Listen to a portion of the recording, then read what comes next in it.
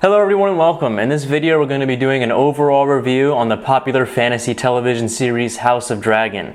The show is streamed on HBO Max. This will serve as an overall review. If you've seen my earlier video on this channel, I did a mid-season review on the first 5 episodes. This one will cover the overall review, but a little bit more focus will be put on the last 5 episodes since I already covered the first 5 in the previous video. I like that I got my hat on. 2 things about me. I like wearing my hat super tight so that it doesn't blow away in the wind when I'm running or if I'm biking. That's a good positive. Negative is that sometimes it cuts off the circulation around my brain and things like that. So if I faint in the video and there's a 2 to 4 minute kind of lapse where I'm just kind of leaned back in this chair, just ignore it. I might cut it out, whatever. So overall, the show's pretty good. It's not as entertaining as Game of Thrones. I understand this is still season 1, so there's still a lot more to go, especially with plot progression and whatnot. However, you must remember that the original showrunner for this series, House of Dragon, if I'm not mistaken, Miguel Sapochnik, has left. And so there are other people who are taking on the project for season 2 and so forth. And I don't know, it makes me a little bit uneasy on the quality of the series carrying on forward. I don't know if you remember the last season of Game of Thrones, the writers either rushed it or left. And I'm just afraid that we kind of might have that similar situation where the show just kind of drops in quality. I'm going to remain hopefully optimistic, but I'm still a little bit skeptical on how it'll turn out. Hopefully it all turns out all right. Moving on, I gotta say there is a notable difference between Game of Thrones and House of Dragons. If I were to say Game of Thrones, it's considered a bit more fan service. There's a lot more action.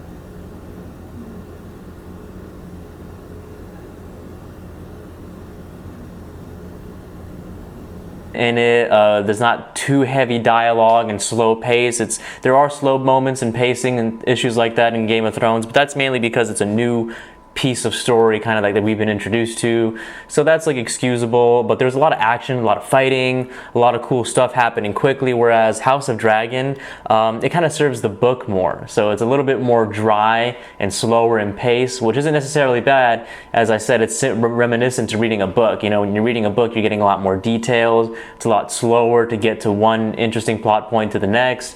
So for me, that's just the key difference. If you're going to watch Game of Thrones, you're going to see a little bit more action, a little bit more fast pace. And if you're watching House of Dragons, you're just going to get a little bit of slow pace, especially near the last 5 episodes of the series. I'm just going to go ahead and jump into the review. I'm not going to go ahead and cover every single detail of the directors, the cinematographers, the editors, the writers, since I already did that in the first episode or first video I made reviewing the mid-season review of this show. You can go ahead and just check it out on my channel. I'm just going to go ahead and dive right in it. So I remember the first 5 episodes, the characters really carried themselves with such poise and elegance that I appreciated very much. And the remaining 5, they kind of let go of themselves in that regard. They didn't carry themselves with great poise, elegance. I know situations have changed in the plot and whatnot. They used a lot more profanity and not speaking as eloquently as they did in the first 5 episodes. I mean, I don't have any issues with swearing or anything like that. I don't mind if a show does that at all, but it didn't seem to fit their characters so much.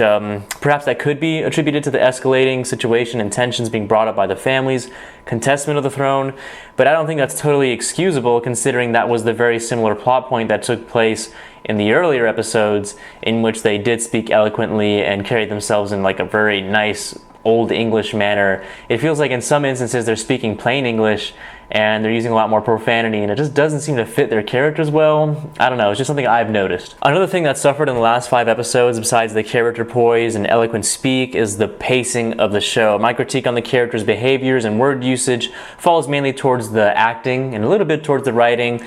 But when it comes to critiquing the pacing, that really has to do with the writing as well as a little bit of the editing. They carried on much, much slower than the last 5 episodes in the beginning of the series. These last 5 episodes are just much, much slower, and I'm going to go into why I think so and why they kind of carried about so much slower. The main reason for that slow pace is just way too much repetition, in my opinion. So many plot points would happen in one area, and the audience would be privy to that. They would know that by watching it go down, and then it would be kind of talked about in that episode, and then you'd have to either wait for an entire other episode for that information to carry on, or you'd see it in that episode much later in the episode where the information would carry to another house or another group of people that need to know about that. And so you're kind of being reminded about the plot point 2 times or perhaps even 3 times if it involves another character. So it's just a lot of repetition and slow pace that I didn't seem to appreciate appreciate. I understand it's fitting of the time period where you had to send things via Raven, but they often mention that they use the dragons to travel to places much quicker to deliver information, and when they do, it still seems like it's super slow, really boring. Like, you're just digesting this information at a much slower rate than the first 5 episodes or anything really in Game of Thrones.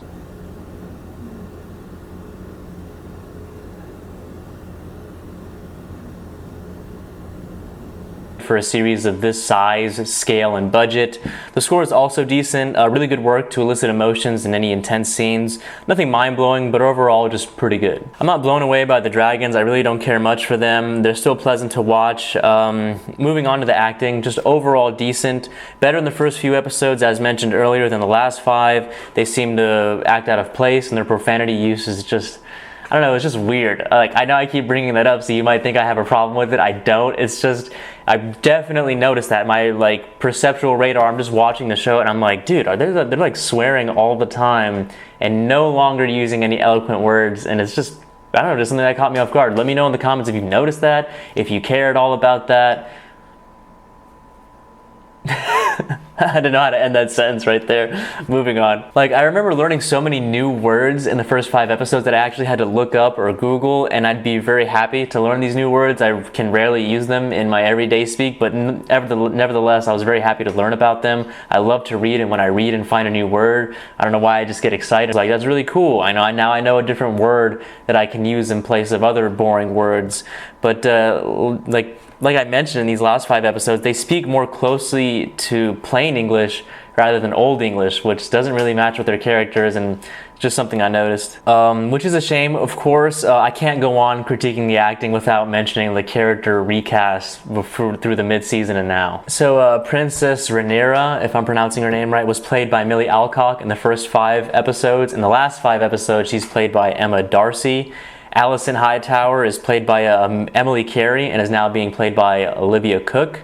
Those are just a few of the character changes. I don't think there are probably a little bit more, but these are just the main ones that took place in the episode. There's some changes that took place in the child actors, but I'm not going to mention them since no one really cares about the kid actors. I don't really care about kid actors. You know, it's expected that children kind of age and grow a little bit more rapidly than old people, so you're obviously going to have one infant baby be just a baby, whatever name they have, and then within the next few episodes when they grow, it's going to be recast, and if you're going to have them go from being a kid to a teen, they're going to be recast, and if you're going to have them be a teen to an adult or a young adult, they're going to be recast, things like that. So I don't really pay attention to those like handfuls of character changes for children. I also don't want to bring up the child actors for a personal side note. I don't really care for children or child actors in movies or television series, especially if the plot points are like adult or serious. Then the children are pretty much just used as plot tools to elicit, I guess, like evil doing. It's like, oh, someone killed a kid or something like that. That's horrible. Oh my gosh. Or like, this kid is being exposed to such adult situations and violence. But they don't really do anything, and I think they're just tools that are being used. That's why I really just don't care about them. Like, why are you here? You know, like, go drink a juice box or something. I remember I was reading a portion of the book called 100 Years of Solitude. I could never finish that book, dude. It's just so, it's considered one of the greatest pieces of like literature like ever. And I just can't finish it. Not that it's like a long book or anything like that. It's a little bit lengthy, but I don't know why. That's a side note. I'm sorry, I'm digressing. But I found a very hilarious and accurate description from children in one of the characters in that book that like I've carried with me throughout my entire life. His description of children was just so hilarious. I think it was like a father figure who didn't care about the kids. He said he viewed children as a period of mental insufficiency. I thought that was funny. It's like a very blunt way of saying, these kids are nothing. Let them play in the dirt or do whatever. I don't know, I digress. Moving back on to the recasting. I think everyone agrees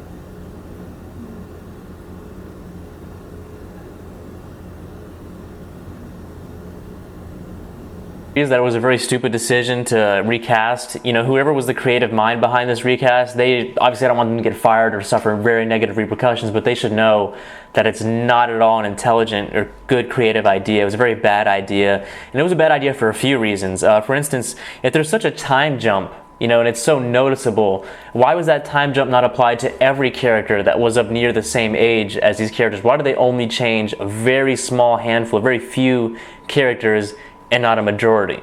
that just doesn't really make sense at all. Adds a little bit of confusion to the story as well as the audiences watching at home. For instance, we have like Sir Criston Cole. He's a knight in this episode who's somewhat near the age range of Princess Rhaenyra, unless I'm completely oblivious or ignorant to any data that's in the books where he's not the same age as her. They seemed pretty close in age, yet they kept his character exactly the same down to the curly hairs on his head and didn't change him or any other character nearby in range. And I don't think this they-them character, Emma Darcy, playing Rhaenyra, doesn't really do a good job. I think Millie Alcock did way better. Just overall, you know, there's no reason they couldn't have hired a special effects artist or a makeup artist to just give her a little bit more aging, especially with a show of this size and budget. It makes no sense that they couldn't have done that. Now we have some poor makeup artist or special effects editor out of a job when they could have easily hired that person to make her much, you know, not even much older, just a little bit older, and have her character still kind of carry on. She seemed to carry a lot more intense fire in her than this Emma Darcy, who seems more flat than anything, really doesn't come off with any like pizzazz. Millie Alcock performed with a lot of power in her character, yet still maintained a lot of femininity for a princess. With a show this size and budget, there's really no excuse. Some poor makeup artist, as mentioned earlier, is probably just out of a job for this. Just a shame. I also prefer Emily Carriage's character as Alicent as opposed to Olivia Cook's interpretation of the character.